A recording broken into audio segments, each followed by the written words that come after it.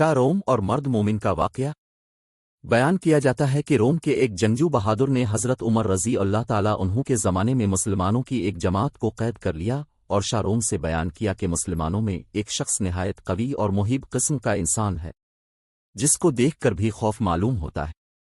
ये सुनकर बादशाह रोम ने इस शख्स को देखने के लिए तलब किया। इस जमाने के दस्तूर के मुताबिक शाह रोम के सामने जंजीर लगी हुई होती थी, जिसकी वजह से बाहर से आने वाले को बादशाह के सामने झुककर आना पड़ता था। जब इस मर्द मोमिन ने जंजीर देखी और मालूम हुआ कि इसके नीचे झुककर आगे जाना होगा, तो इसने बादशाह के पास सामने जाने से इनकार कर दिया। तब शाह रोम ने इस जंजीर को उठाने का हुक्म दिया ताकि वो शख्स उसके पास आ सके, जिससे इसको देखना और इससे बातें करना मंजूर था। चुनांचे जब वो शख्स बादशाह के पास गया तो बादशाह ने इस शख्स से कहा कि तुम हमारे दीन में दाखिल हो जाओ ताकि मैं अपनी अंगूठी तुमको पहना कर रोम की सल्तनत अता कर दूं। ये सुनकर इस मर्द मोमिन ने कहा कि दुनिया का आखिर कितना हिस्सा तेरे कब्जे में है। बादशाह कहने लगा, दुनिया का तकरीबन तिहाई या चौथाई हिस्सा मेरे कब्जे में है।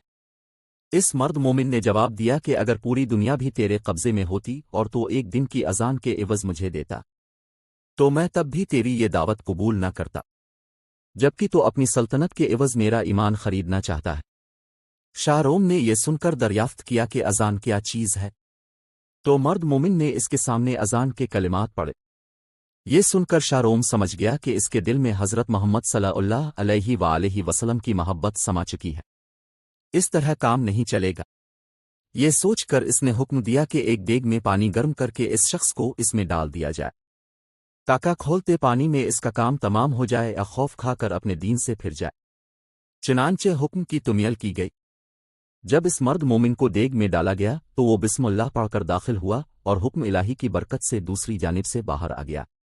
ये देखकर लोगों को और भी ताज्जुब हुआ और उसके बाद बादशाह ने हुक्म दिया कि अंधेरी कोठरी में इसको बंद कर दिया जाए और 40 दिन तक सिवाय खिंजीर और शराब के कोई चीज उसको कोठरी में न डाली जाए।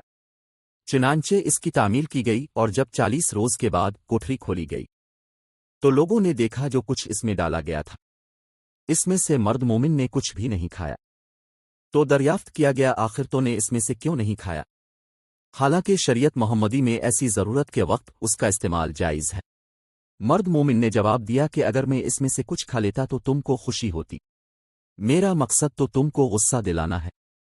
फिर बादशाह इससे कहने लगा कि अच्छा, अगर तो मुझे सद्दा कर ले तो मैं तुझे और तेरे साथियों को छोड़ दूंगा।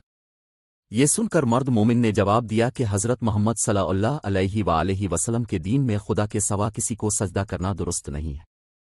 इसके बाद शाह रोम ने कहा कि अच्छा, फिर तुम मेरा हाथ चूमो कि मैं तुमको और तुम्हारे साथियों को रहा कर दूं। मर्द मोमिन ने जवाब दिया कि हाथ का बोसा देना सिर्फ बाप, सुल्तान आदिल और उस्ताद के लिए जायज है, दूसरे के लिए नहीं। फिर शाह रोम ने कहा कि अच्छा, मेरी पेशानी को बोसा दो। तो इस पर मर्द मोमिन ने जवाब दिया कि हाँ, ये एक शर्त के साथ मुमकिन है। बादशाह ने कहा, जिस तरह तुमको मंजूर हो। बस मर्द मोमिन ने अपनी आस्तीन उसकी पेशानी पर रखी और उसको चूम लिया, उस नियत से कि मैं अपनी आस्तीन को बोसा दे रहा हूं।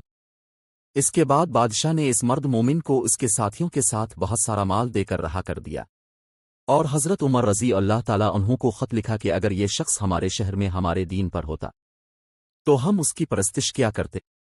चुनांचे जब वो शख्स मर्द मोमिन हज़रत उमर रज़ी अल्लाह ताला अन्हु की खिदमत में हाजिर हुआ तो अब रज़ी अल्लाह ताला अन्हु ने हुक्म दिया कि माल सब का सब अपने हिस्से के लिए मखसूस न कर, बल्कि इसमें से रसूल अल्लाह सल्लल्लाहु अलैहि वसल्लम के शहर के लोगों को भी शामिल कर लो।